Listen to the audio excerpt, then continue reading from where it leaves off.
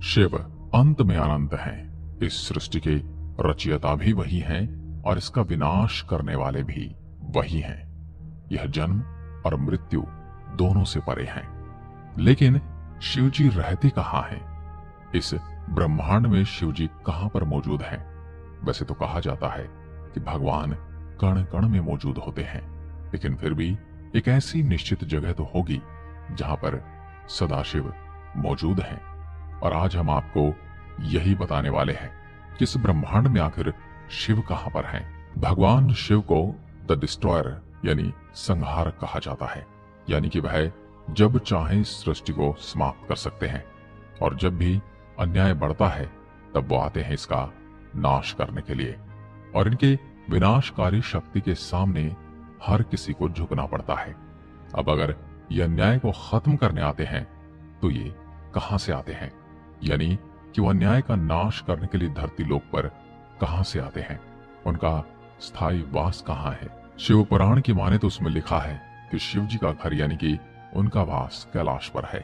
और यदि आप धरती पर मौजूद कैलाश पर्वत के बारे में सोच रहे हैं तो हम आपको बता दें, आप गलत हैं। कई वेदों में कहा गया है कि शिव जी का वो कैलाश वह धरती पर मौजूद कैलाश पर्वत नहीं है, बल्कि है कैलाश हमारी दुनिया से बाहर है।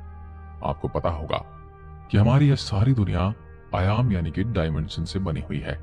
बिल्कुल उसी तरीके से शिव जी की भी दुनिया अलग है और यह एक अलग ही डायमेंशन में है, या फिर कहूं हमसे ऊपरी डायमेंशन में है, जिसकी वजह से हम वहां पर जाने की या फिर उसे देखने की सोच भी नहीं सकते।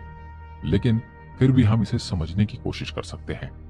हमारे लिए विशालकाय लगने वाली पृथ्वी हमारे सौरमंडल का एक छोटा सा भाग है। हमारा यह सौरमंडल हमारे गैलेक्सी का एक छोटा सा भाग है।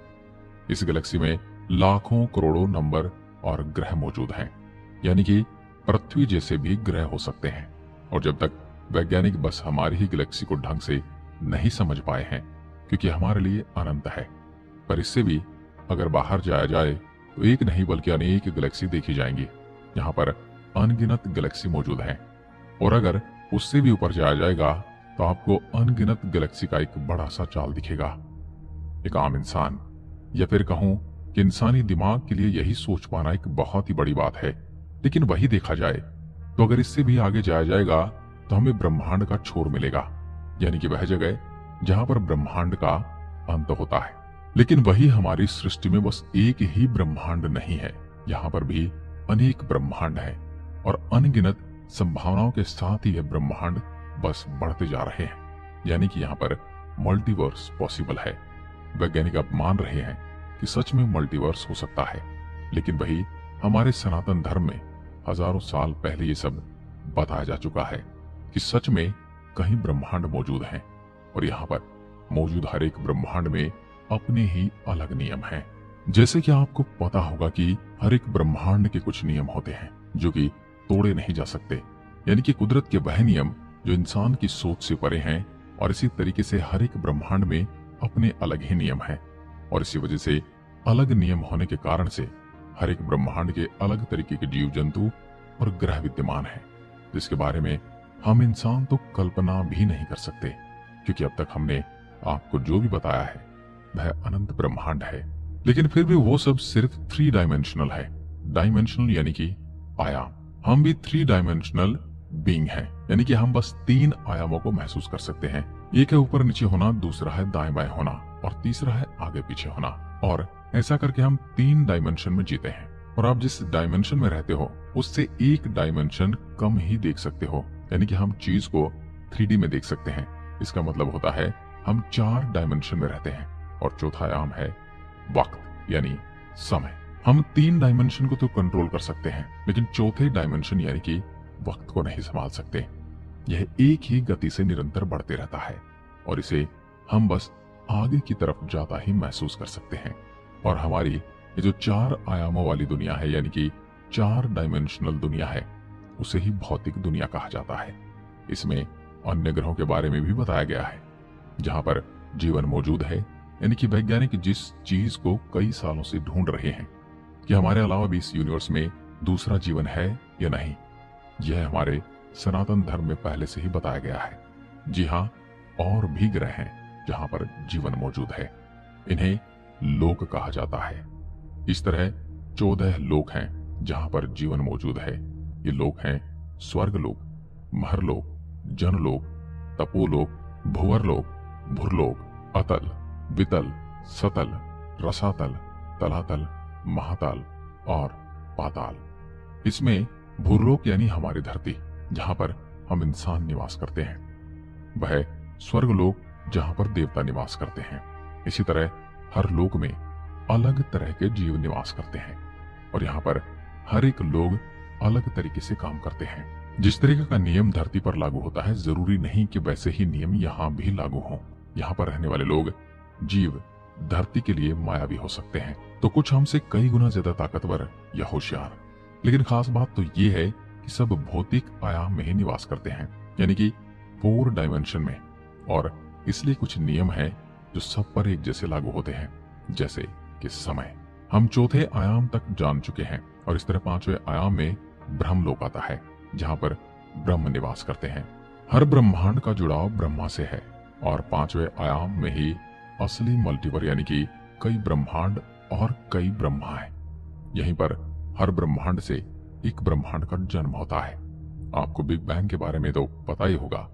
जिसे हम अपने ब्रह्मांड का जन्म कहते हैं, उसे ही ब्रह्म का जन्म भी कहा जा सकता है।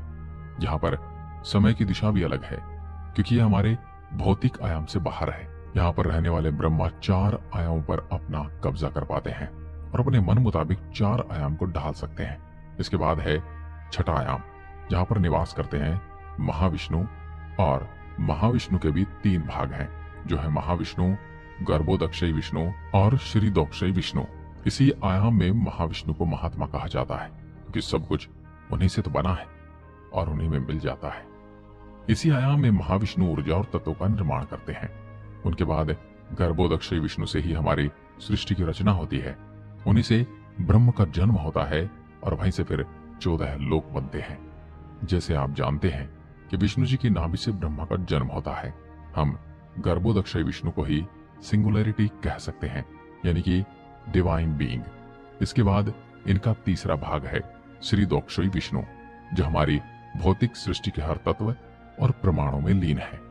या हम ये कह सकते हैं कि तत्व है महाविष्णु को भौतिक तत्व है और श्रीदोक्षयी विष्णु महातत्व है। और इसलिए कहते हैं कि भगवान हर कण में है, यानी हर एक छोटे एटम में जो ऊर्जा होती है वो श्रीदोक्षयी विष्णु का भाग है। जब हम मेडिटेशन करते हैं तो हम इस भाग को स्वयं भी महसूस करते हैं। पुराणों में देवता और राक्षस इसी तत्व से, परमात्मा से जुड़ते थे। इसका ज्ञान आज हम नहीं रखते। आपको पता होगा, पहले लोग बस तप यानी मेडिटेशन करके दिव्य शक्तियां पा लिया करते थे। वो ये छठे आयाम में जाकर ही कर पाते हैं। इसके बाद है 7वां आयाम, जिसे सत्य आयाम कहते हैं। इस आयाम को ज्ञान का भंडार कहा जाता है। जब योगी गहन साधना करते हैं तब वो विष्णु तत्व से इसी आयाम में जाना चाहते हैं। महान तपस्वी जो कि अपने श्राप से तुरंत लोगों को भस्म कर सकते थे, उनके पास विष्णु तत्व हुआ करता था। यहाँ पर ऐसा ज्ञान है जो मनुष्य को भी देवता की श्रेणी में पहुंचा देता है। कोई महान आत्मा ही यहाँ तक पहुंच पाती है और उसका ज्ञान अनंत तक पहुंच जाता है।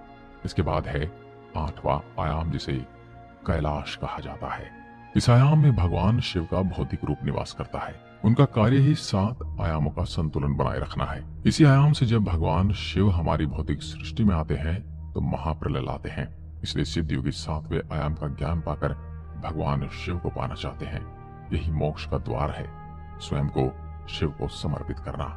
लेकिन ये भगवान शिव का भौतिक रूप है, जिसे विनाशक माना जाता है, जबकि सदाशिव तो बिना रंग रूप के, बिना आकार के कहा जाता है। तो ये कहाँ रहते हैं? दरअसल अभी 2 और आयाम बाकी हैं, जो कैसे दिखती है, वहां क्या होता है, और ये सब हम जैसे आम इंसानों की कल्पना से बाहर है। जो लोग तप और विष्णु तत्व के आधार पर ज्ञान भंडार तक पहुंच जाते हैं, वही इन आयामों की कल्पना कर सकते हैं। 8वें आयाम के बाद है 9वां आयाम, जिसे कहा जाता है वैकुंठ। इसी आयाम में नारायण निवास करते हैं, जो हर आयाम का निर्माण रूप है। वही सृष्टि और आयामों के संचालक हैं। यही मोक्ष को प्राप्त करने का अर्थ है। आत्मा का परमात्मा में लीन हो जाना, वो सब यही होता है, यानी नारायण में समा जाना। और आपको भी पता होगा, छठे आयाम में मौजूद भगवान विष्णु नारायण के ही भाग हैं, यानी एक ही रूप के अलग भाग, क्योंकि हर आयाम का अलग कार्य है जो सही से संभालना जरूरी है। अगर ऐसा नहीं किया जाएगा तो महाप्रलय आ जाएगा जो सब कुछ तबाह कर देगा।